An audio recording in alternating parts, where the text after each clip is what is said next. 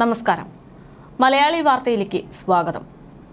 ആരുമില്ലെന്നുറപ്പിച്ച് ആ വീട്ടിലേക്ക് വന്നത് മോഷ്ടാക്കളാണെന്നും ആ മോഷ്ടാക്കൾ മോഷണ ശ്രമത്തിനിടെ അപ്രതീക്ഷിതമായിട്ടാണ് അയാളെ കാണുന്നതെന്നും അവിടെ നിന്ന് രക്ഷപ്പെടാൻ വേണ്ടിയാണ് ആ വൃദ്ധനെ കൊലപ്പെടുത്തിയത് എന്നുമൊക്കെയായിരുന്നു കരുവാറ്റയിലെ കൊലപാതകവുമായി ബന്ധപ്പെട്ട് ആദ്യം പോലീസ് കരുതിയത്. പക്ഷേ കൃത്യമായിട്ടുള്ള പോലീസിന്റെ സംശയങ്ങളും അന്വേഷണവും എത്തിയത് വെറും 13 വയസ്സ് മാത്രം പ്രായമുള്ള ഒരു പെൺകുട്ടിയിലേക്കാണ്. സ്വന്തം മുത്തച്ഛനെ അതിക്രൂരമായി കൊലപ്പെടുത്താൻ വേണ്ടി കൊട്ടേഷൻ നൽകിയിരിക്കുന്ന ഒരു പെൺകുട്ടിയിലേക്ക്. കേരളത്തെ ഒന്നടങ്കം ഞെട്ടിച്ച ഈ ഒരു വാർത്തയാണ് ഇപ്പോൾ കേരളത്തിൽ ഒന്നടങ്കം ചർച്ചാ വിഷയമായി മാറിയിരിക്കുന്നത്. വെറും 13 വയസ്സ് മാത്രം പ്രായമുള്ള ഒരു കുട്ടിക്ക് എങ്ങനെയാണ് ഇത്ര ക്രൂരമായി ചിന്തിക്കാനും ഇത്ര ക്രൂരമായിട്ട് അത് പ്രവർത്തികമാക്കാനും പറ്റിയത് എന്നുള്ളതാണ് പ്രധാനപ്പെട്ട ചോദ്യം അല്ലെങ്കിൽ സംശയം. ഈ പെൺകുട്ടിയുടെ ഓരോ നീക്കങ്ങളും കാണുമ്പോൾ പോലീസിന് പോലും അത്ഭുതമാണ്.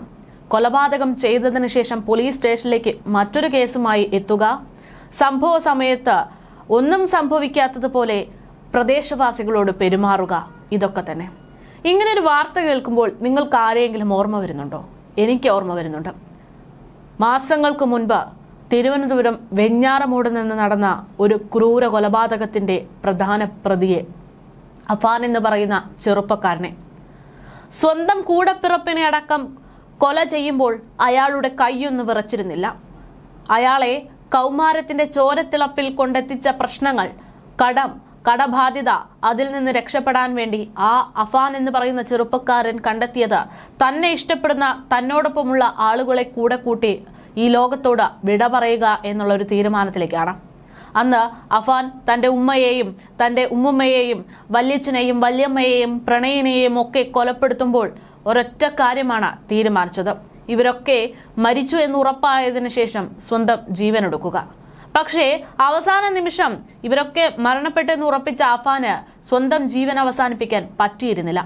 പേടിയാണോ അതോ മറ്റെന്താണ് അപ്പോൾ സംഭവിച്ചത് എന്ന് അറിയില്ല എങ്കിൽ പോലും പിന്നീട് അങ്ങോട്ട് നമ്മൾ കണ്ടത് നാടകീയമായ രംഗങ്ങളാണ്.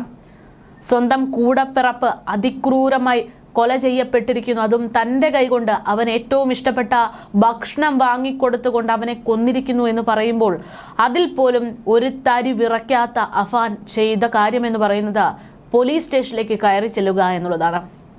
ആ ചെറുപ്പക്കാരൻ ആ പോലീസ് സ്റ്റേഷനിലേക്ക് കയറി ചെല്ലുമ്പോൾ ഒരു പോലീസുകാരനും അയാൾക്ക് ഒരു പന്തികേടുള്ളതായി തോന്നിയിരുന്നില്ല. ഞാൻ എൻ്റെ ഉമ്മയെയും എൻ്റെ സഹോദരനെയും എൻ്റെ ബന്ധുക്കളെയും അതിക്രൂരമായി കൊലപ്പെടുത്തിയിട്ടാണ് ഇവിടെ വന്ന് നിൽക്കുന്നതെന്ന് അഫാൻ പറയുമ്പോഴും പോലീസുകാർക്ക് അത് വിശ്വസിക്കാൻ പോലും അവനെ കണ്ടിട്ട് തോന്നിയിട്ടില്ല എന്നുള്ളതാണ്. കാരണം അത്രമാത്രം നല്ലൊരു പയ്യനായിരുന്നു അയാൾ. അയാളുടെ ഒരു മുഖഭാവമോ ഭാവവ്യത്യാസമോ അത്തരം ഒരു കൊലപാതകത്തിന്റെ രംഗങ്ങൾ വ്യക്തമാക്കുന്ന ഒന്നും തന്നെ ആയിരുന്നില്ല. വളരെ നിസ്സാരമായിട്ടാണ് കൊലപാതകത്തിന് ശേഷം അഫാൻ ഓരോ കാര്യങ്ങളും ചെയ്തിരുന്നത്. അടുത്തുള്ള കടയിൽ പോയി 7up വാങ്ങി കുടിച്ച് സാധാരണ പോലെ ബിഹേവ് ചെയ്യുന്നു. താൻ ഇത്ര വലിയ ക്രിമിനൽ സംഭവങ്ങൾ കഴിഞ്ഞിട്ടാണ് വന്നതെന്ന് അഫാൻ ഒരാൾക്കും പിടികൊടുത്തിരുന്നില്ല. പിന്നീട് വാർത്തകൾ അറിഞ്ഞാണ് ഈ കടക്കാര് പോലും അവൻ അന്ന് വന്നത് കൊലപാതകത്തിന് ശേഷമാണ് എന്ന് മനസ്സിലാക്കുന്നത്, ഞെട്ടുന്നത്. സമാന രീതിയിലുള്ള സംഭവമാണ് ഈ കൊലപാതകത്തിൽ, ഈ വൃദ്ധന്റെ കൊലപാതകത്തിലും നമ്മൾക്ക് കാണാൻ സാധിക്കുന്നത്. തന്റെ മുത്തശ്ശനെ കൊല്ലാൻ വേണ്ടി കൊട്ടേഷൻ കൊടുത്ത് മുത്തശ്ശൻ മരണപ്പെട്ടു എന്ന് ഉറപ്പാക്കിയതിനു ശേഷം യാതൊരു ഭാവവ്യത്യാസവുമില്ലാതെ ആ പെൺകുട്ടി അടുത്തുള്ള കടയിൽ പോയി സാധനങ്ങൾ വാങ്ങുന്നു. അവരോട് ചിരിച്ചും കളിച്ചും സംസാരിച്ചു തിരികെ വരുന്നു. പിറ്റേന്ന് ഒന്നും സംഭവിക്കാത്തതുപോലെ യൂണിഫോം ഇട്ട് സ്കൂളിലേക്ക് പോകാനൊരുങ്ങുന്നു. പോലീസുകാരോടും സമാന രീതിയിലുള്ള ഭാവവ്യത്യാസമില്ലാത്ത രീതിയിലുള്ള പെരുമാറ്റം. താൻ ഈ കൊലപാതകത്തിന് ഒരു തരത്തിലും അറിയുന്ന ഒരു പങ്കുള്ള ആളല്ല എന്ന തരത്തിലായിരുന്നു ആ പെൺകുട്ടിയുടെ പെരുമാറ്റങ്ങൾ. ആരാണ് ഇതിനൊക്കെ പ്രചോദനം എന്ന് ചോദിക്കുമ്പോൾ ഒരു പക്ഷേ അഫാന്റെ പേര് നമുക്ക് പറയേണ്ടി വരും. കൃത്യമായിട്ട് കൊലപാതകം ആസൂത്രണം ചെയ്തുകൊണ്ടാണ് വെറും 13 വയസ്സ് മാത്രമുള്ള ഈ ഒരു കുട്ടി ഇത്തരം കാര്യങ്ങൾ ചെയ്തിരിക്കുന്നത് എന്ന് പറയുമ്പോൾ ഞെട്ടൽ തന്നെയാണ്. കൗമാരം എന്ന് പറയുന്നത് ചോരത്തിളപ്പിന്റെ കാലഘട്ടമാണ് എന്നതൊക്കെ നമുക്കറിയാം. പക്ഷേ ആ ചോരത്തിളപ്പ് സ്വന്തം വീട്ടിലുള്ള ആളുകളെ സ്വന്തം ചോരയെ പോലും ഇല്ലാതാക്കുന്ന അവസ്ഥയിലേക്ക് എത്തിക്കുന്നു എന്ന് പറയുമ്പോൾ നമ്മുടെ സമൂഹത്തിന്റെ അവസ്ഥ അത് പേടിക്കേണ്ടത് തന്നെയാണ്. എന്തായാലും ഞെട്ടിക്കുന്ന പല റിപ്പോർട്ടുകളുമാണ് ഇപ്പോൾ കരുവാറ്റയിലെ വയോധികന്റെ മരണവുമായി ബന്ധപ്പെട്ട് കൊലപാതകവുമായി ബന്ധപ്പെട്ട് പുറത്തു വരുന്നത്. കൊല്ലപ്പെട്ട ശിവൻകുട്ടിയും കുടുംബവും 2 വർഷം മുൻപാണ് കൊല്ലത്ത് നിന്ന് കരുവാറ്റയിലെത്തി 10 സെന്റ് സ്ഥലം വാങ്ങി വാടകയ്ക്ക് താമസം തുടങ്ങിയത്. ഈ സ്ഥലത്ത് പെൺമക്കൾക്കായി 2 വീടുകളുടെ നിർമ്മാണം നടത്തിവരികയായിരുന്നു.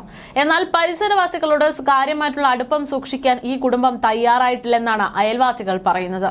കൊലപാതകം നടത്തിയതിന്റെ പിറ്റേ ദിവസം കൊച്ചുമകളിൽ യാതൊരു ഭാവവ്യത്യാസങ്ങളും കണ്ടിരുന്നില്ല എന്ന് സമീപവാസികൾ പറയുന്നു.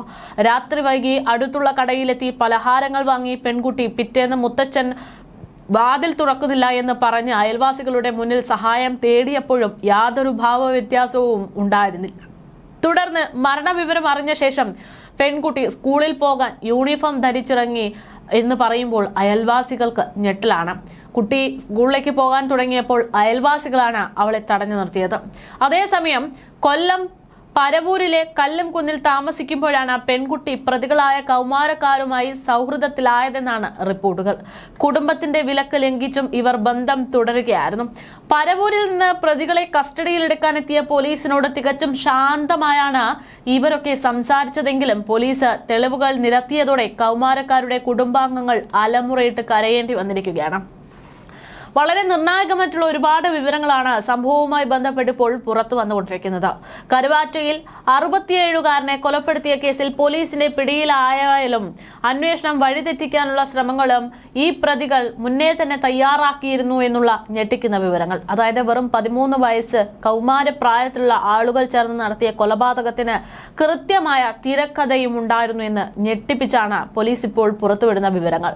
പോലീസിന്റെ ചോദ്യങ്ങൾക്ക് നൽകേണ്ടുന്ന മറുപടി ഇവർ നേരത്തെ തന്നെ കൃത്യമായി തയ്യാറാക്കി വെച്ചിരുന്നു. കൊലപാതകത്തിന് ശേഷം പരസ്പരം കമ്മ്യൂണിക്കേറ്റ് ചെയ്യാൻ പറ്റില്ല എന്ന് ഉറപ്പിച്ചിട്ട് പോലും എന്താണ് പിടിക്കപ്പെടുകയാണെങ്കിൽ പോലീസിനോട് പറയേണ്ടതെന്ന് കൃത്യമായിട്ട് തിരക്കഥ പോലെ തയ്യാറാക്കിയിരുന്നു എന്നാണ് പുറത്തുവരുന്ന വിവരങ്ങൾ. 3 വ്യത്യസ്ത കേന്ദ്രങ്ങളിൽ നിന്നാണ് 3 ആൺകുട്ടികളെയും പ്രത്യേക അന്വേഷണ സംഘം ഒരേ സമയത്ത് പിടികൂടിയത്. പരസ്പരം ബന്ധപ്പെടാൻ സമയം ലഭിക്കാതിരുന്നിട്ടും ഈ മൂവരും പോലീസിന് മുന്നിൽ ഒരേ കഥ നിരത്തി എന്നത് തിരക്കഥ തയ്യാറാക്കിയിരുന്നു, പ്ലാനിംഗ് നടന്നിരുന്നു എന്നതിന്റെ തെളിവാണ്. പെൺകുട്ടിക്ക് വയറ്റിൽ മുഴയുണ്ടെന്നും ഇതിന്റെ ശസ്ത്രക്രിയയ്ക്ക് പണം നൽകാനാണ് തങ്ങൾ ഹരിപ്പാട്ടെത്തിയത് എന്നുമാണ് 3 പേരുടെയും മൊഴി. അതിനുവേണ്ടിയാണ് പെൺകുട്ടി വീട്ടിലേക്കുള്ള ലൊക്കേഷൻ അയച്ചു തന്നതും വീഡിയോ കോൾ ചെയ്തതെന്നും ഇവർ പറയുന്നു. പണം നൽകി തിരികെ പോയതല്ലാതെ കൊലപാതകത്തെക്കുറിച്ച് ഒന്നും അറിയില്ലെന്നാണ് 3 പേരും ആദ്യമായി പോലീസിന് നൽകിയ മറുപടി. ദിവസങ്ങൾക്ക് മുൻപ് തന്നെ മോഷണം ആസൂത്രണം ചെയ്തതും മുത്തച്ഛനെ കൊലപ്പെടുത്തണമെന്ന് ആൺ സുഹൃത്തിന് കർശന നിർദ്ദേശം നൽകിയതും താനാണെന്ന് പെൺകുട്ടി ചോദ്യം ചെയ്തതിൽ സമ്മതിച്ചു കഴിഞ്ഞിട്ടുണ്ട്. കൊലപാതകത്തിന്റെ സംശയം സ്വന്തം പിതാവിലേക്ക് വഴിതിരിച്ചു വിടാൻ പെൺകുട്ടി ശ്രമിച്ചതായും പോലീസ് പറയുന്നു. കൊല്ലപ്പെട്ട വയോധികന്റെ ഇളയ മകളുടെ ആദ്യ ഭർത്താവാണ് പെൺകുട്ടിയുടെ പിതാവ്. പിതാവും മുത്തച്ഛനും തമ്മിൽ പ്രശ്നങ്ങൾ ഉണ്ടായിരുന്നതായി പെൺകുട്ടി ചോദ്യം ചെയ്യലിന്റെ തുടക്കത്തിൽ തന്നെ പോലീസിനോട് തുറന്നടിച്ചിരുന്നു. എന്നാൽ പെൺകുട്ടിയും ആൺ സുഹൃത്തിനും തമ്മിലുള്ള ഫോൺ സംഭാഷണങ്ങളും വാട്സപ്പ് ചാറ്റുകളും നിരത്തി പോലീസ് ചോദ്യം ചെയ്തതോടെയാണ് പ്രതികൾ കുറ്റം സമ്മതിക്കാൻ തീരുമാനിച്ചത്. ഈ കൊലപാതകത്തിൽ പെൺകുട്ടിക്ക് ലഭിക്കാവുന്ന പരമാവധി ശിക്ഷ എന്ന് പറയുന്നത് 3 വർഷം സംരക്ഷണ കേന്ദ്രത്തിലെ താമസം ആണ് എന്നുള്ളതാണ് മറ്റൊരു കാര്യം. പ്രതികൾ കുട്ടികളായതിനാൽ ചോദ്യം ചെയ്യലിലും കസ്റ്റഡി എടുക്കുന്നതിലും നിയമപരമായ കർശന നിയന്ത്രണങ്ങളുണ്ട്. ബലപ്രയോഗങ്ങൾ പാടില്ലെന്നും പ്രതികളാണെന്ന് 100% കുറ്റം ഉറപ്പുവരുത്തിയ ശേഷം മാത്രമേ കസ്റ്റഡി നടപടിയിലേക്ക് കടക്കാവൂ എന്നുമാണ് DIGയും ജില്ലാ പോലീസ് മേധാവിയും കർശന നിർദ്ദേശം നൽകിയിട്ടുള്ളത്. പെൺകുട്ടിയെ വിശദമായി ചോദ്യം ചെയ്യാൻ ക്ലിനിക്കൽ സൈക്കോളജിസ്റ്റ് ഉൾപ്പെടെ മെഡിക്കൽ ബോർഡ് രൂപീകരിക്കണമെന്നും പോലീസ് നിലവിൽ പറഞ്ഞിട്ടുണ്ട്. കഴിഞ്ഞ ദിവസം സാമൂഹിക നീതി വകുപ്പിന്റെ സംരക്ഷണ കേന്ദ്രത്തിൽ താമസിച്ച പെൺകുട്ടിയെ ഇന്നലെയാണ് പോലീസ് ജുവനൈൽ ജസ്റ്റിസ് ബോർഡിന് മുന്നിൽ ഹാജരാക്കിയത്. ബോർഡ് കുട്ടിയെ സംരക്ഷണ കേന്ദ്രത്തിലേക്ക് അയച്ചിട്ടുണ്ട്. കുറ്റകൃത്യം നടത്തിയെന്ന് പോലീസ് കണ്ടെത്തിയ 3 ആൺകുട്ടികളെ കഴിഞ്ഞ ദിവസമാണ് ആൺകുട്ടികളുടെ സംരക്ഷണ കേന്ദ്രത്തിലേക്ക് അയച്ചിട്ടുള്ളത്. 4 പേരെയും കസ്റ്റഡിയിൽ ലഭിക്കും വിധിക്കാനായി ഹരിപ്പാട് പോലീസ് ജുവനൈൽ ജസ്റ്റിസ് ബോർഡിന് മുന്നിൽ അപേക്ഷ നൽകി.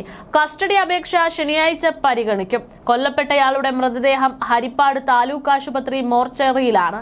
വിദേശത്തുള്ള മകൾ എത്തിയ ശേഷമായിരിക്കും സംസ്കാരം. ഹരിപ്പാട് കരുവാറ്റയിൽ വയോധികനെ കൊലപ്പെടുത്തിയ സംഭവത്തിൽ സ്വർണം കവർന്ന കേസിൽ പിടിയിലായത് 4 പേരാണ്. ആ 4 പേരിൽ 13-കാരിയായ പെൺകുട്ടിക്ക് ലഭിക്കുന്ന പരമാവധി ശിക്ഷ എന്ന് പറയുന്നത് 3 വർഷം സംരക്ഷണ കേന്ദ്രത്തിലെ താമസമെന്നാണ് റിപ്പോർട്ടുകൾ. 16-17 പ്രായത്തിലുള്ള മറ്റു 3 പേരെ മുതിർന്നവരായി പരിഗണിച്ച് വിചാരണ നടത്തിയാലും വധശിക്ഷയോ ജീവപര്യന്തമോ വിധിക്കാൻ പാടില്ല എന്നുള്ള നിയമവുമുണ്ട്. തടവ് ശിക്ഷ വിധിച്ചാലും 21 വയസ്സ് പൂർത്തിയാകുന്നതുവരെ സംരക്ഷണ കേന്ദ്രത്തിൽ താമസിക്കാമെന്നുള്ളതാണ് നിലവിലത്തെ നിയമവ്യവസ്ഥ. പിന്നീട് ശിക്ഷാ കാലാവധി ഉണ്ടെങ്കിൽ ജയിലിലേക്ക് മാറ്റിയേക്കും. 18 വയസ്സിന് താഴെയുള്ളവർ പ്രതികളായ കേസുകളുടെ ജുഡീഷ്യൽ ചുമതല ജുവനൈൽ ജസ്റ്റിസ് ബോർഡിനാണ്. ഒരു മജിസ്ട്രേറ്റും 2 ജുഡീഷ്യൽ അംഗങ്ങളുമുള്ള ബോർഡിന് പരമാവധി വിധിക്കാവുന്ന ശിക്ഷ 3 വർഷം സംരക്ഷണ കേന്ദ്രത്തിൽ പാർപ്പിക്കലാണ്. അതേസമയം 18 പ്രായപരിധിയിലുള്ളവർ ക്രൂരമായ ക്രൂരകൃത്യങ്ങൾ ചെയ്താൽ ഇവരെ മുതിർന്നവരായി കണ്ട് കുട്ടികളുടെ കോടതിയിൽ വിചാരണ നടത്താമെന്നും ബോർഡിന് തീരുമാനിക്കാം എന്നുള്ളതൊക്കെയാണ് റിപ്പോർട്ടുകൾ. കുട്ടികൾ പ്രതികളാകുന്ന ക്രൂരമായ കുറ്റകൃത്യങ്ങളുടെ കേസുകളിൽ 1 മാസത്തിനുള്ളിൽ കുറ്റപത്രം സമർപ്പിക്കണമെന്നുള്ള ചട്ടവും നിലവിലുണ്ട്. കുറ്റപത്രം സമർപ്പിച്ച് 3 മാസത്തിനുള്ളിൽ വിചാരണ എവിടെ വേണമെന്നത് സംബന്ധിച്ച് ജുവനൈൽ ജസ്റ്റിസ് ബോർഡിന് തീരുമാനിക്കാം. എന്തായാലും ഈ കേസിൽ പെൺകുട്ടിക്ക് 13 വയസ്സുള്ളതിനാൽ ജുവനൈൽ ജസ്റ്റിസ് ബോർഡ് തന്നെയാണ് വിചാരണ നടത്തേണ്ടത് എന്നുള്ളതാണ് സൂചനകൾ.